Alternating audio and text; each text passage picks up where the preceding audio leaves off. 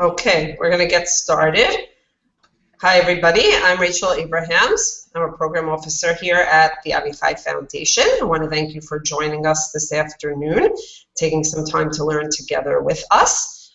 With me today is Professor Leslie Siskin from NYU. She's worked with us over the last few years to study our initiatives. And we're going together to speak about some of the work that we've done and the lessons that we've learned. So next slide with the picture of our strategy.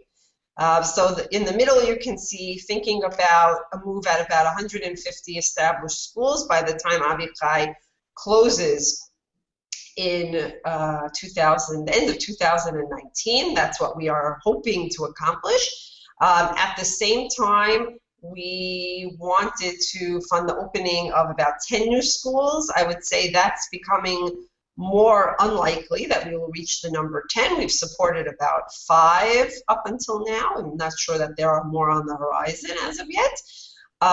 With the notion that new schools have the freedom to develop models from scratch. We're going to talk obviously about that today. And the third area was developing blended and online learning in the area of Judaics, both in terms of supporting our already funded projects with ITAL-AM and NETA, but also developing online Judaic Studies courses through the Lookstein Center, as well as the new project with the Online Judaic Studies Consortium based at the Virtual High School. So that was kind of a big picture of what we wanted to do.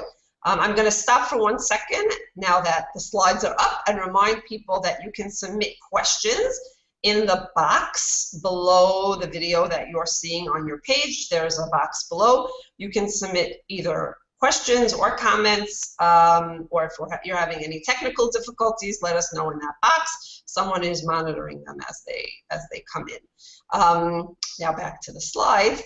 We hope that this work in blended and online learning that we're really doing in parallel with the rest of the education world, private schools and public schools alike, we are at peace with the development in the rest of the education world. We hope that this work would allow both for what you see on the bottom, both better quality Jewish day schools as well as lower tuition. And we'll see this more in the next slide, where we kind of laid out why we hope to do this. I think we believed that data-driven, personalized instruction would lead to better results for our students, and we at least wanted schools to be seeing if this was the case, right? I think one of the things in the beauty of being in a foundation, and especially a foundation that is spending down, is the ability to take some risks, and I think we saw this area as an opportunity for research and development to really learn what blended and online learning could bring to the Jewish day school field. So again, in the next slide, you'll see that it says both an educational goal as well as a financial goal, which maybe we'll get back to at the end. I think we hope that both of those would become realized through blended and online learning. So I would say that we also knew that as we were doing this work, a key component of the work would be sharing the lessons that with the field. That's both with practitioners as well as funders and with lay leaders. And so education and advocacy became a big part of the work that we're doing. We were lucky to find a wonderful partner in that work with Professor Leslie Siskin, who's been looking at some of our initiatives over the last 3 years, both in terms of individual schools, which we're going to talk about today, but also kind of the work at large. And so I'm going to really turn over the rest of the webinar to her so that she can go, teach us about what she's learned. And I'll be commenting as we go, and then at the end we hope to answer some questions and and I'll come back at that time too. So Leslie, please. Thank you for being with us today. Thank you. Thank you for. So I'm going to talk a little bit about the background first, about the field, what's happening in the field, and about how our study is unfolding, and then a little bit about what distinguishes the two cases that are now available for you to read, because we learned some distinctive lessons from each of those sites, and then broaden out a little bit to what we're learning more generally from the study of other schools as well as those schools. So if I can go to the next slide.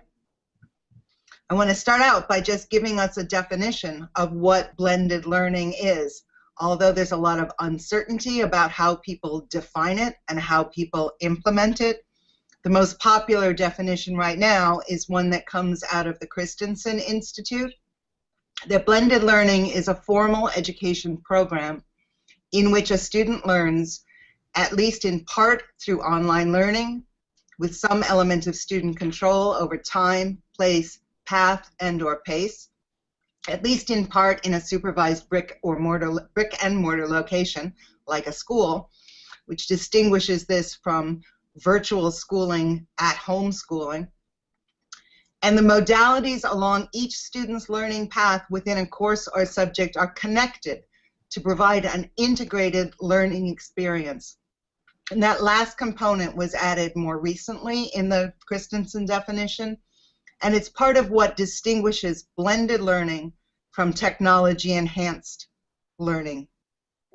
So we're using that definition. We're paying a little bit more attention to two other features that are characteristic of blended learning. One is the increasing attention and effort toward personalized learning, and many in the field are now using the term personalized learning instead of blended learning, like the Gates Foundation. And also attention to the idea of diagnostic assessment and data use for the purpose of informed and intentional differentiation of those learning paths that students are on. Next slide. So I want to say something first about the field. As Rachel said a minute ago, there's a lot of activity happening in the field, in district schools, in charter schools, in religious schools, in private schools. A lot of activity and new products coming out from developers and advocates. A lot of policy shift that's changing, and a lot of the presence of some effort at blended or online learning in schools and in students' work across the country. And strikingly, I think for us, maybe a little surprisingly, day schools, at least some day schools, are at the leading edge of this wave. So it's important to learn what's going on in these schools. To do that, we've been doing a study, next slide, over the past 3 years, looking a little bit at what's happening in more than 30 day schools, including elementary and high schools, urban and suburban, small and mid-sized schools, some of them doing what Rachel talks about as revolutionary work, trying to design new models and start new schools, and some doing evolutionary work, where they're trying to take an established school and begin to incorporate online and blended learning into the practices they already have. So we've done 3 years of field work. We've sat in and done observations in classrooms across the country. We've interviewed teachers and administrators in a variety of schools. We've done phone interviews where we couldn't go and actually visit the site. And we've looked at documents like financial reports and surveys. And we have also actually, interestingly, done some of the online learning that students are doing by trying out some of their programs. Next slide. Across the schools, I think one of the things that was most striking is just how extraordinarily welcoming the staff were in the schools and how open and willing they were to share their work, whether it was working or not. Some schools and some teachers were initially skeptical, worried that this might be just another fad or that it might be too hard to change practice. And it is hard, and it often takes longer than schools or faculty thought it would to learn how to do this. But one of the most striking findings across our study is that no one who started experimenting with blended learning has chosen to stop, although some schools didn't survive. But it is a risky enterprise. Next slide. For the new schools who were starting up, who had to find space, who had to develop a program, had to hire staff, had to recruit students, had to find startup funding, and then often had to find more money to help operations or professional development. And it was risky for established schools who had to try to bring in new practices and tools and to explain those to the families and sometimes to the students who weren't sure, why are we doing something so different from what we always have done and has worked rather well in the past? And there's a risk too for teachers who need additional support when they might not be confident about what this change involves or about their own capacity to deliver it.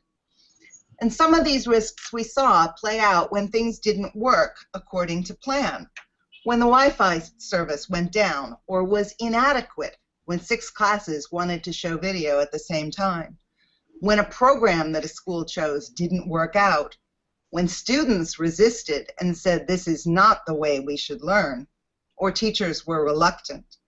And we did see that 2 of the new schools had a hard time not with the technology or with the educational program, but with starting and maintaining a school and with recruiting enough students to keep going. So if it's risky, why do people do it? And why do people keep going? So our basic answer, next slide, is that for most of the schools, people were looking at blended learning not because it was a cool and exciting thing to do, but because it was practical to help them solve problems that they were facing in their schools. So in one case, an administrator said, we have a student in a course with a teacher. It's just a bad match. Can you find something else for me? Can we go back a slide? But the school had a hard time finding another teacher. In another, they talked about trying to reach diverse groups of students within the class and having increasingly heterogeneous classes, even in small schools. They needed more variety of offerings for a continually diversifying student body. They needed to find new and creative ways to fit things into an overloaded schedule. And they wanted to find ways to use resources that they couldn't provide in the classroom, like virtual labs. Okay, next slide. As they were trying to solve these problems, what we saw and what the field generally agrees with, is the schools were moving along a continuum from the traditional face-to-face teacher-delivered instruction to technology-enhanced, where online resources or courses might be available, to truly blended, and I'll talk more about that later. None of the schools, however, wanted to go to fully online programs or to become a fully online course.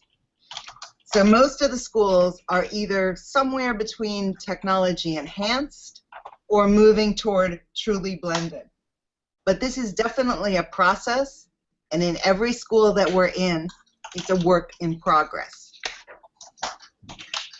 Because they're trying to solve practical problems, what we saw across the schools is people saying we're taking a lot of steps, but they're not necessarily, next slide, taking the same steps. This is not like rolling out one design or model that all schools are implementing. What steps they started with and what their patterns of blended learning look like is very different in different schools. Next slide. This next slide is a quote from a teacher in one of the schools who says, I don't think there is one answer when I asked what blended learning is. You have to consider the teacher, the content, the student needs, and the school needs. We are talking to ourselves about being thoughtfully blended, and we're experimenting. And they're experimenting in different ways in different schools, in different subjects, and sometimes even day to day. They're trying things, and if they don't work, they're trying something different. The next slide says, it depends, which is something researchers often say and schools often find very frustrating. But we can say that it depends what blended learning looks like. Depends on what function it is intended to serve, what problems we're trying to solve, what form it will take, and how and where it fits into existing practice and values. And because it takes different form in different schools, as we looked across them with the AVI staff, we selected 4 schools to do a kind of deeper dive, to look more closely because they were doing different things. One was doing a station rotation model, one was doing gradual change, and those are the 2 we're going to talk about as the cases today. Another was focusing on personalized pathways, and the 4th was focusing on project-based learning and using technology as a tool to projects. So next slide. So we're going to talk a little bit about Zafone, which is a case. And I want to stress one thing just briefly. A case means a purposeful look from a set of questions that a researcher brings to the school. This is not the full story of that school. It's a much more complex, active, and dynamic site than anybody could possibly cover in 20 pages.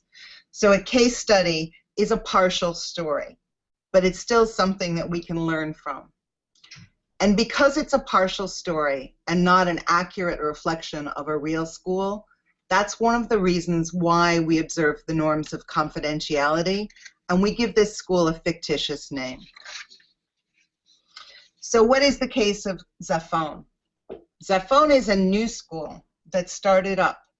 So it's a case of developing a vision, designing a plan, and then working to implement and activate that plan in real life, in real time, with real people. It's a mix of new and familiar forms, and it's also, in this case, an attempt to create a proof point that one could have a high-quality day school at a substantially lower cost.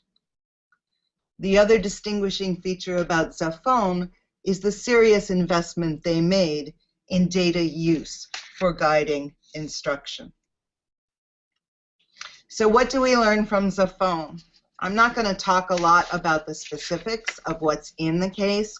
I'm hoping that you will read that, or you may have read that already.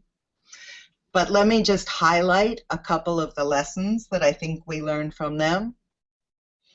The first is that a year of planning and a carefully planned design can be very helpful.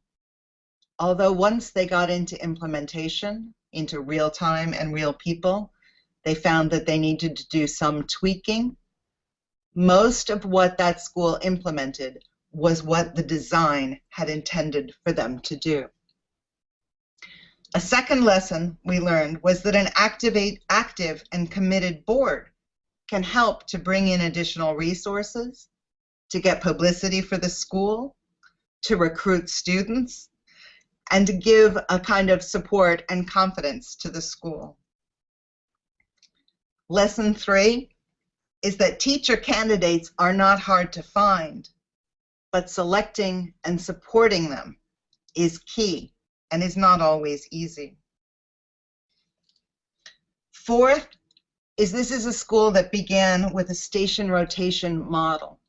It's an elementary school, and for many elementary schools across the country, all kinds of different schools, stations are a relatively familiar form. It's confidence encouraging for families to see something that they recognize, and for teachers to be able to use their experience with moving students from sandboxes to reading circles to develop ways of moving them to computer instruction for one of their rotations. The fifth thing that we learned is that technology does matter. One of the things that you often hear about blended learning is that it's not about the technology. It's really about teaching with new tools. But it turns out that the technology itself does matter in important ways. It matters if you have, at the simplest level, if you have to find a mouse that a 4-year-old's hand can fit and control. It matters when you decide whether students who are working at the computer will be working individually with headsets so that they can turn to each other and talk, or whether you create barricades between students that puts them in their own little cubicles. So one of the things that we learned from Zafone is being very thoughtful initially about how these technology structures and infrastructures were going to work was really helpful, but also looking and reflecting on how does it work in practice. It turns out that moving 20 students from rotation station to station actually takes longer in the beginning than many teachers had allowed for, and that you have to develop routines to make these new habits a part of the way everyday instruction works. We also learn that what programs you bring into the school matters, both in what they provide and in how much they cost, and in how they or whether they actually help to work with instruction. And Zafone again came up with an elaborate template in its planning year, and then worked harder when they got into real-life situations to try to find programs that would work for instruction in reading, in math, in Hebrew, and in Judaic studies that would fit within the school that they're trying to build. One of the dangers of being at the leading edge of the wave is sometimes the products aren't as good as you hope they would be. And the last lesson I think we learned from Zafone is that data use can actually be useful. It's hard for teachers to figure out when data are coming and swarming at them what things they need to pay attention to and what to do with the data to make learning different. But teachers across the board at Zafone talked about how they could do things that they never could do otherwise, that they could do things quickly, that they would have had to wait for a specialist to come in and do diagnostics to figure out why students were having trouble with certain skills, and that they could actually change stations, change timing, or change groupings based on the instruction that they got. So those are, I think, the main lessons we got from Zafone.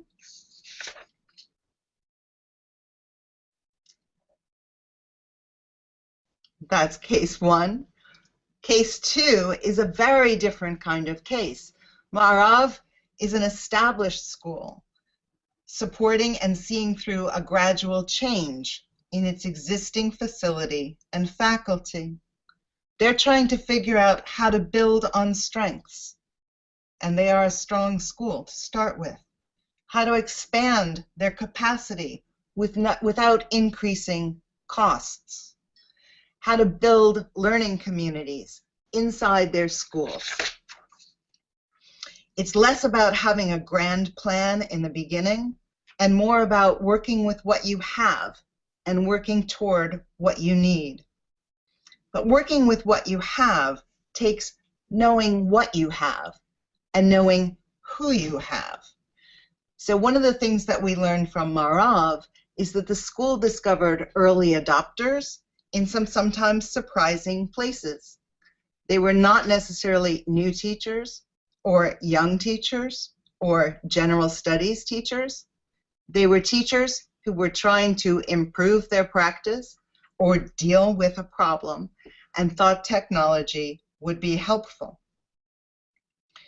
We also learned something from Ma'arav about connecting teachers, connecting the early adopters to people who are a little more reluctant, a little more skeptical, and want to see if something can really work in their school before they're willing to try it. Connecting teachers and rearranging schedules so that they can support and push each other forward. As they tried to do that, we learned something about the challenge of time. How do you find time for teachers to work together in a full schedule with a dual curriculum? And we learned something about the challenge of trying to bring new technology into an old building where the wiring was not set up for anything like what even a small group of early adopters wanted to do. So the last thing I think, and the most important thing that we learned from Marav, was something about patience.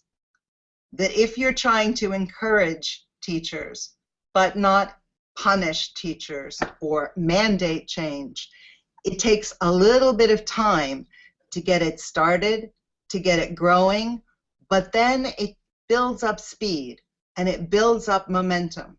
And blended learning is moving through this school in ways that some of the early adopters probably never anticipated.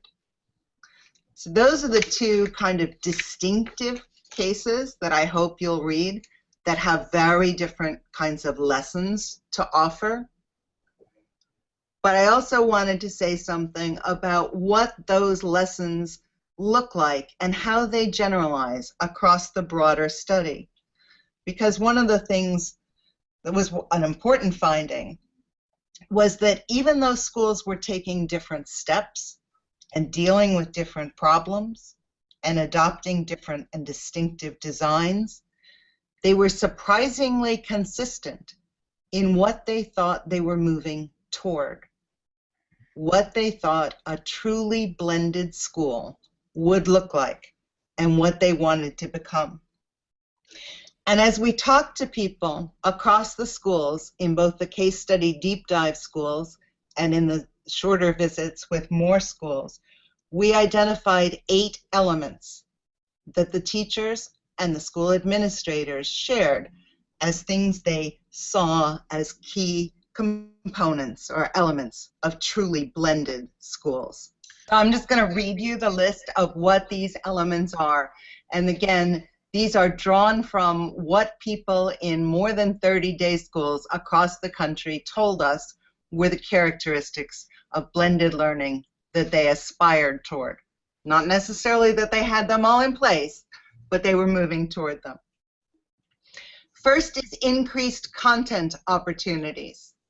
Being able to offer content that a school could not, with its own staff, provide, whether it was AP courses or remedial work or labs or just resources about something for students in an elementary school. Increasing content opportunities. Second was a variety of instructional mode and media. That learning and teaching occur through different mechanisms as is appropriate for the lesson. Third is diagnostic assessment and data use. We gather data from the programs or from our own assessments, and we use that to make decisions about the pathways that students should be moving on or the pace at which they should be going. Fourth is differentiated instruction. Not all students need the same thing or need the same thing at the same time. In a truly blended classroom, you would be able to pay attention to the different needs of different students and design learning opportunities that met their needs. Sixth is the production and publication of student work. This one turns out to be a fairly important driver for many of the others.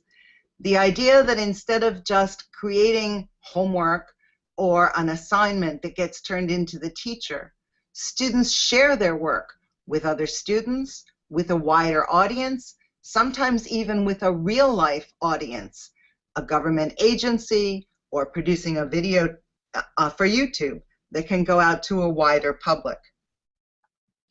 Seventh is a shift in the role from teacher as deliverer of content to designer and facilitator of learning.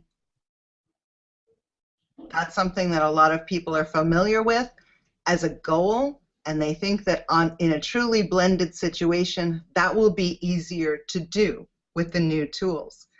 And here I just want to stress as an aside, that shift of the teacher role is actually a really difficult one to accomplish. And one of the surprising things that we learned across the schools is this is not a generational thing. It's not easier for new young teachers than it is for some of the, like you saw in the Marav case, digital dinosaurs. Younger teachers may be more familiar with the technology, but they're not necessarily familiar with how to teach in new ways using the new tools. So everybody struggles with this one. And the last element they said was important is school-wide planning and support. In some cases, that comes early, as it does with a new school that comes with a design. In other cases, it shifts later as blended learning spreads across the school. And that leads me to my last point about these elements. These were common elements across the school. Everyone wants all of them, but everybody is not moving through some prescribed order. In the new schools, school planning comes first. In the established schools, it might come later. Data use seems to happen earlier in elementary schools, where the programs are better suited to provide usable data than they are in an online social studies platform. So the order doesn't seem to matter, or at least it isn't predictable or prescribable. It's, again, a matter of it depends on what your school needs, what your school has, and what your school chooses to start with. But what we developed, looking at the schools, looking at the data across all of these schools, was a rubric for what it looks like when a school moves in the area of increasing content opportunities from a traditional model, where what we can provide is what the teacher can teach and it stays in the classroom, to technology enhanced, to truly blended. I don't know if people can see that. Right. One of the very wonderful things about the rubric that Leslie and her team have created is that it, as all rubrics do, it kind of allows you to actually see what elements go into the various goals and the various areas that that Leslie has outlined in the first slide, and you can kind of more easily get a feel for where your particular institutions might be on that scale. Right. So I will tell you one last piece about this rubric use, because what we did with it was develop these implementation wheels, which look like this. Perfect. So that in each area, staff at a school can sit down and say, where are we in this area? Where are we filling in the blanks as we move toward truly blended, which would be a fully colored in circle? But schools are in really different places. So a school might look like this. It might be strong in some pieces, really not getting started in other pieces. And that's the point at which you begin to say, what's the interaction? Would it help to get teaching to change if we changed the way school planning and evaluation supports certain kinds of practices? So there are interactions among them. So I'm not going to walk through the rubric because it's just too hard to do without having the slides in front of you. But we have found these fairly useful in saying this is where we start in a stereotypical traditional school.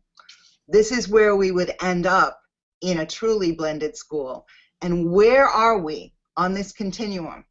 How far have we gotten toward where we say we want to be? And I think that voluntary piece is important.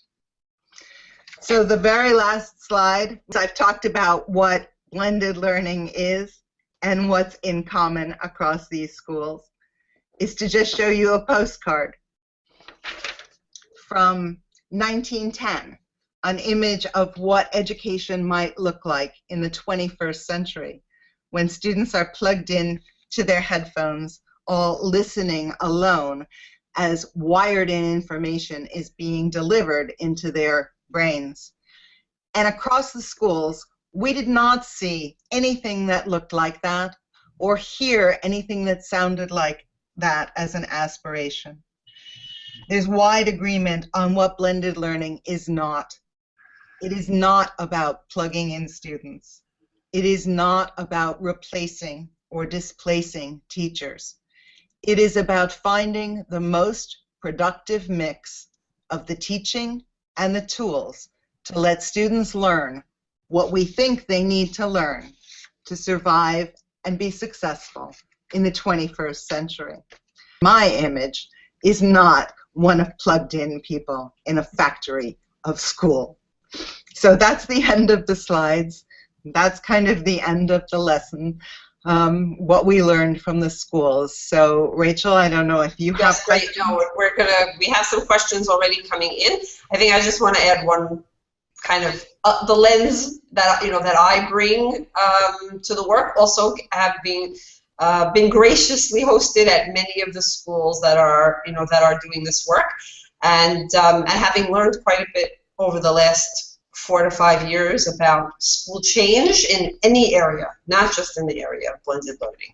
About how many stakeholders really need to be involved if a change is to happen, and how the shared goals and vision and communication is a very important piece of that work. I would say even the schools that are kind of leading the way within day schools are still on a continuum trajectory of where they are going with this work, right? No one is yet at the place where they think they have the wheel fully filled in all the areas, right? And whether that's because you said, the software is just not there yet, or whether it's because they are growing grade to grade and, and their vision is not fully formed yet, or whether it is because there are teachers that still need further professional growth.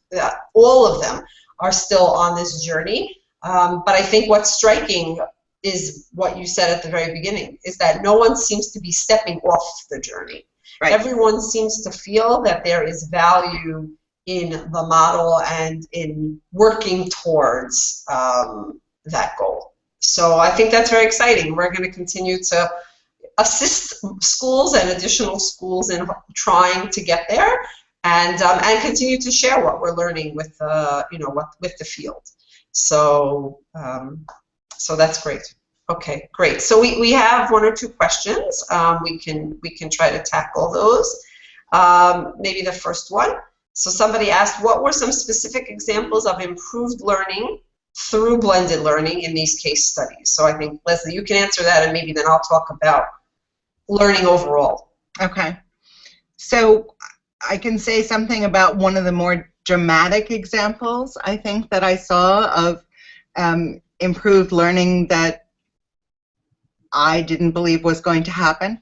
A school that's working on a kind of expedition where they're looking at inclusion in the community and how do we incorporate practices and habits to assist people with different needs. And as they're working on this project, they encounter someone in a city office who is paraplegic and who types and works by having a helmet that points at the keyboard, but it's very hot and it's very heavy. And this class, a team in this class, decided that they were going to try to build a better hat for him, one based on a baseball cap instead of a helmet that didn't weigh as much and would still work, which seemed to me totally impossible for a high school class to design something that would actually be a real product with a real use and really useful. So they did a lot of work online to figure out what metal strengths and weights were. They did a lot of work to try to figure out what the electronics were. They brought in someone from a university who was a metals and design specialist, and they actually built a baseball cap that made this person extraordinarily grateful. They learned a lot through that experience. Most blended learning classes are not that ambitious in designing the production of student work that actually fills a need like that. But what they do is allow different students to pursue their interests and passions into areas that couldn't be done as a whole class activity. They allow people to speed up and slow down when they need to because they've got some period of self-paced work. And those are useful learning opportunities. They use online resources in science classes or in Hebrew to talk to people across the planet. So those are some kind of learning opportunities. Those are not the same as learning outcomes. The question of whether these opportunities translate into higher test scores is still an open question in many schools, although I think we're gathering evidence now that it's not a huge gain, but in general it is a gain when teachers shift to blended learning. I hope I answered that question. Yeah, I want to say something about improved learning. I think that, that's a very kind of open term, right? What does improved learning mean? I think we're, what you spoke about, Leslie, and what comes to mind, when I hear that is, are we looking only at data outcomes of, to show improved learning? Are we using proxies that we imagine, show improved learning, such as, engagement in a classroom, right? I can tell you from my site visits to these schools, there is a much higher degree of student engagement in classrooms that are, either rotational models or individualized flex plans. Students are working in smaller groups. Students are working more one-on-one. They are more engaged, right? Is more engagement 100% going to lead to a higher test score? I think we don't know that 100% yet, as you've said. By the way, particularly in day schools, the schools are doing this for a very short period of time, so it's kind of hard to really have strong data yet. We're hoping to be able to share with the field, I would hope in about 6 months' time, some data from the bold day schools that might take a look at that. Schools that have done it for 3 years, and then over that time we'll have something to say. I think also, if one more thing about this, is improved learning in a 21st century world might be judged differently, right? Are we meeting the 4 C's, right? Is there more collaboration? Is there more connectivity? Is there and I think one of the reasons that many schools are looking at blended and thinking about what roles technology can fill in the classroom is then thinking about, what does this open up, right? If my drill and practice is handled by the computer, or my direct instruction is handled some of the time by technology, what does that then allow my teacher to do that they couldn't have done before? And hopefully those are things that improve learning in 21st century classrooms. I will say one more thing. There are beginning to be study results in the general ed field that do point to some data. Just one in particular comes to mind. Just this past month in November, the RAND Corporation, which funded by the Gates Foundation, published a study of schools that they've been looking at over 3 years, 62 schools and about 1,100 students. And they did find that the majority of schools had positive effects on math and reading performance over 2 years. Again, populations are different. It seems that sometimes lower students who were in the lower range of scoring are making even more gains than students who were higher ranking before this. And so obviously there's more to learn, and there's quite, both from the general ed world and in our schools as well. And we're going to continue to look at that as we move forward. Okay, next question. How do schools fund a blended learning program that will help them increase course offerings? By increasing offerings, won't we need to increase staff? So maybe I'll start with that.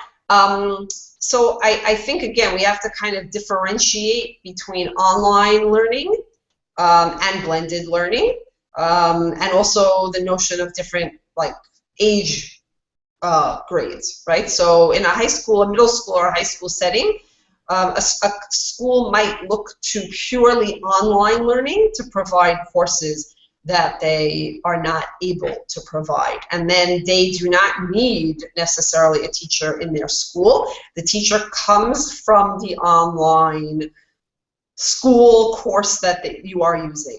What we have found is that that is usually a less expensive endeavor than hiring an additional staff person.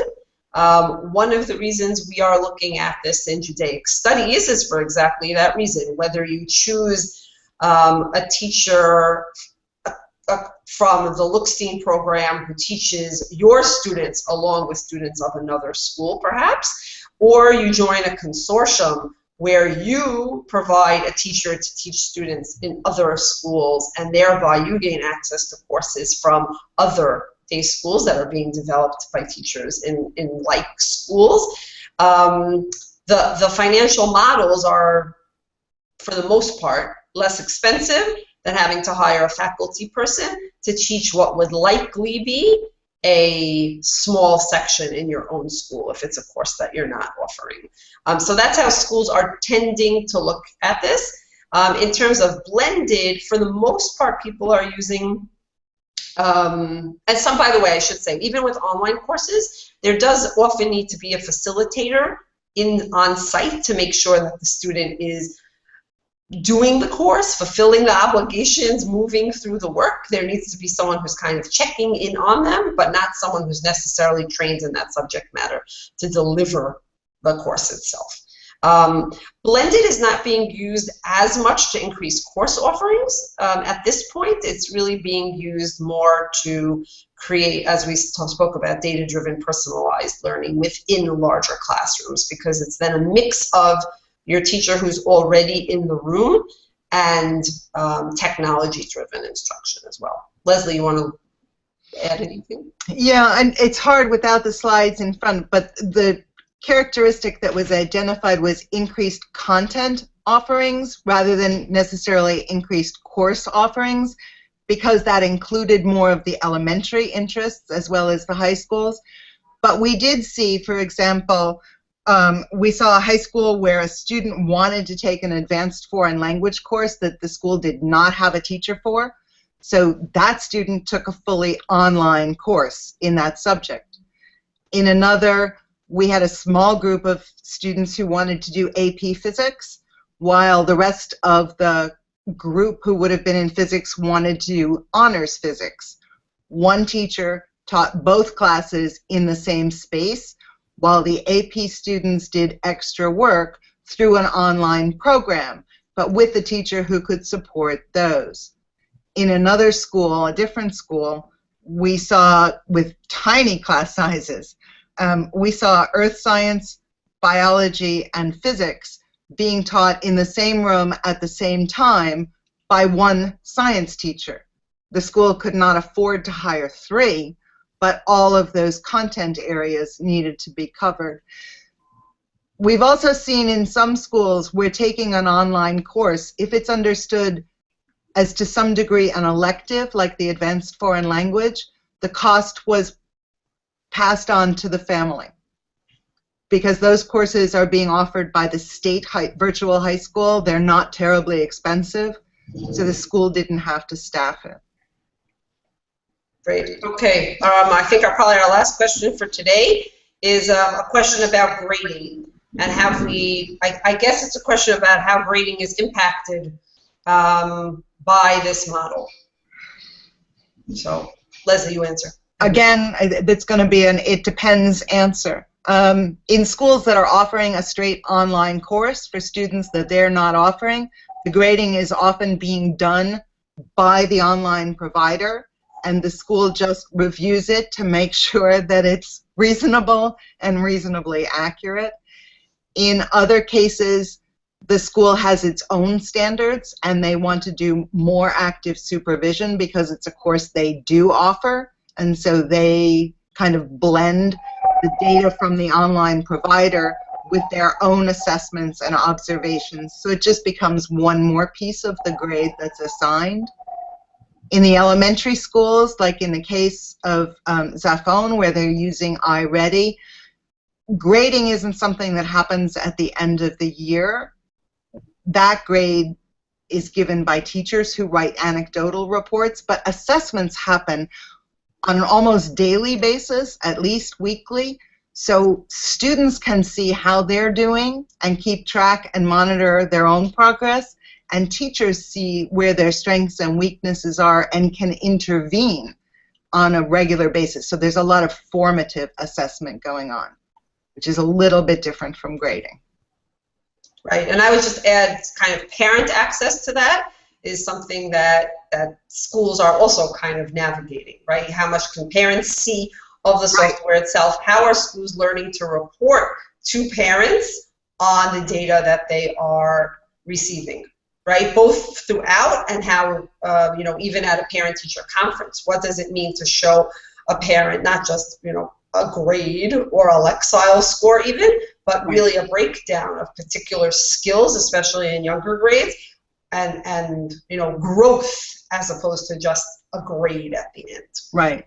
And teachers in the elementary school talk about that as being extraordinarily helpful, that instead of saying, I think your child is having trouble reading, they can look at the spreadsheet and say, these are the skills your child is doing well with, these are the areas where there's difficulty.